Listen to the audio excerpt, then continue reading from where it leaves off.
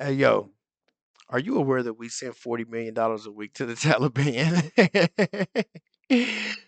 Was the USAID a covert operation for a Cobra Command Center or something like that? Because like the more stuff that comes out, the more that I'm seeing that like these is like warmongers who spend billions of dollars funding terrorist groups, promoting homosexuality in foreign countries, interfering with governments, interfering with elections, and sponsoring gay music festivals. You know what I'm saying? It's like I always say, they love to use your cause to take your money with. My name is Marcus Russell. This is the Marcus Russell Show. Make sure you hit that like and subscribe it button. In this video, they go over several instances where USAID humanitarian aid has been used for fraud, for terrorist groups, for all type of crazy stuff. It's literally like it's the Cobra, like the Cobra Command Center is like in the USAID office. Let's get right to it. Aware that we are sending $40 million a week to the Taliban? Yes, sir. Can you name other instances of foreign aid going to terrorist organizations? We have assisted al-Shabaab in Somalia. There's been instances of the Hamzi network in Sudan, Hamas, Islamic Jihad, Hezbollah, Kata'iba Hezbollah, Hayat Tahrir al-Shams in Syria, dozens of terror organizations. Yeah, the Huma Chupa, the Ala Chapa, the Gali Gaga, the blow up the U.S. murder Habalak. We have several instances in which we've supported all of these factions. have received indirect assistance from U.S. foreign aid.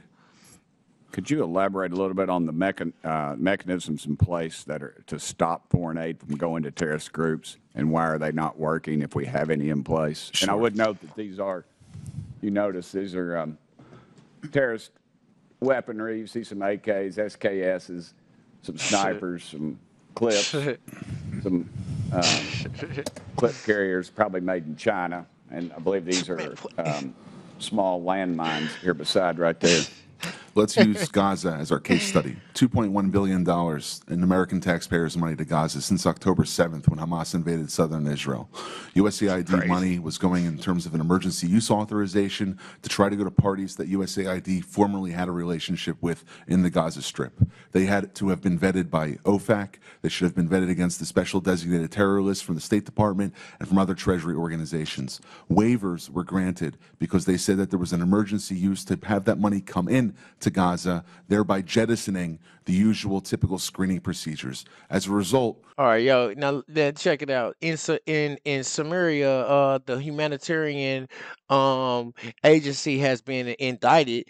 They charged the United States with several different indictments, saying that they've diverted more than $9 million US funded humanitarian aid intended to arm and united combat military groups, terrorists, basically. Google it. They're not just throwing out facts. I mean, throwing out false stuff. This is out there. These aren't just allegations. You know what I'm saying?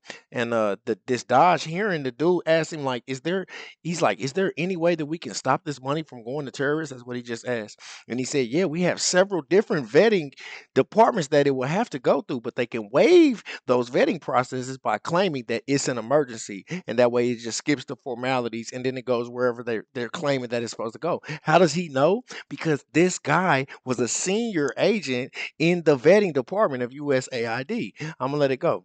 90% of aid that was going from the United States by way of its agents in Gaza ended up in Hamas-controlled areas. And this is ridiculous. Essentially, what the U.S. assistance to Gaza did was underwrite the ability for Hamas to survive until the ceasefire was just passed a few weeks ago.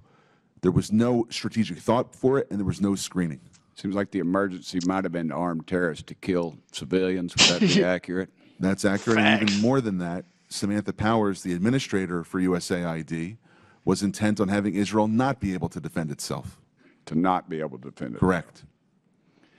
Mr. Primer, I'm feeling like Samantha Powers is like the Cobra Commander press secretary or something. Like I feel like this USAID office is really like a covert Cobra Command Center.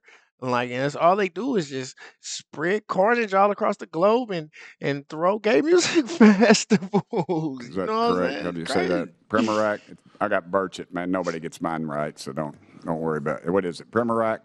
Perfect. All right, thanks, brother. How do terrorists exploit our foreign aid loopholes? Well, we have a lot of our Can you pull international. your mic up? I'm sorry.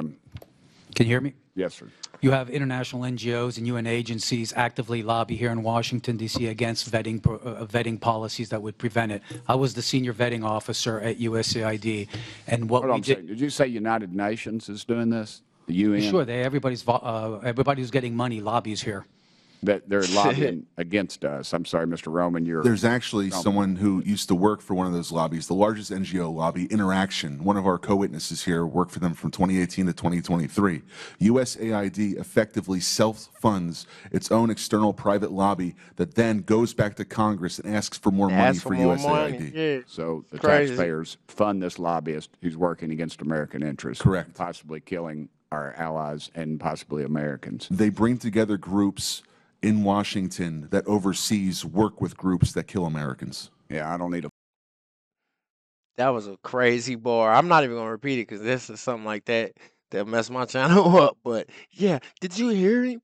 That's crazy. I'm not even gonna repeat what he said. Just y'all Flow heard that. chart to show that. I appreciate it. Do you think USAID programs have been aligned with the national security interests of the U.S.? No, they have not. They have actually helped China. Mr. Roman? No. Okay. How do these programs compromise our national security, Mr. Premack? They actually push China. They actually push much of the world towards China on the green energy agenda. They push people, ordinary people, billions of people towards China because of the resentment caused by our social reengineering. They don't like Are us we there. being lobbied They don't by like our gay these pro-communist festivals China and groups dropping off guns off. currently? Well, a lot of these countries don't even have to lobby because they get the money anyway, like South Africa. Yeah, and in Shit, fact, these crazy. lobbyists have come to the House and have tried to kill legislation like H.R. 160, which was meant to increase transparency in USAID's funding of overseas organizations. Is that a current piece of legislation? That's from the last Last session. month. And give me that number again. H.R. 160. And what does it do? It was meant to give U.S. lawmakers the ability to have higher transparency in terror financing investigations aimed at scrutinizing extremist groups. Mr. Premack? We had a regulation before we left in the last administration that anybody who touches money in countries where there's terrorists, those names have to go through databases, terrorist databases. That was overturned by Biden. Overturned by Biden. Chair Lady, I heard it. currently have 5 seconds, but I wanted to mention something. There's a lot of rhetoric used on this committee, and I would urge my friends on both sides of the aisle, let's stick to the actual information. This rhetoric is, I've received death threats, and I know the chair lady has, and it needs to stop. Yo, that's crazy. And then he said, yo, they had a law, but Biden overturned it. You know what I'm saying? Then he said at the end, yo, stop with the death threats. You know what I'm saying? Against me and against MTG. It's so real, but like I said, when you get to playing with this money, 'cause these is billions of dollars that they just been putting in their pocket for years and years. When you get to playing with billions of dollars, you're putting your life on the line. Um, but when they pulled up the example of the Chinese bought AK-47s, grenades, landmines, that was exactly the type of care package that I would think that the Cobra Command Center, was seeing for humanitarian aid. You know what I'm saying? And then dude said there are several different vetting agencies, you know what I'm saying, that you would have to go through to get any type of money, but that was all stopped by the Biden administration. This is so super crazy. He said that he gave several instances where instead of going through the proper vetting channels, the USAID would get a waiver by saying that it was an emergency. And he also said that the chick Samantha Parker or Samantha Boy, she's basically the head of the Cobra Command Center. And they're globally spreading, you know what I'm saying, social reform to countries who not used to our pagan ways. It's just crazy. Tell me what you think in the comments, yo. I feel like they might have just cracked I'm telling you, Cobra Command. Like, you gotta be Cobra, because the type of stuff that America's been up to behind our back, it's almost disgusting. Make sure you hit that like and subscribe button. Till next time, it's the Marcus Russell Show. Peace.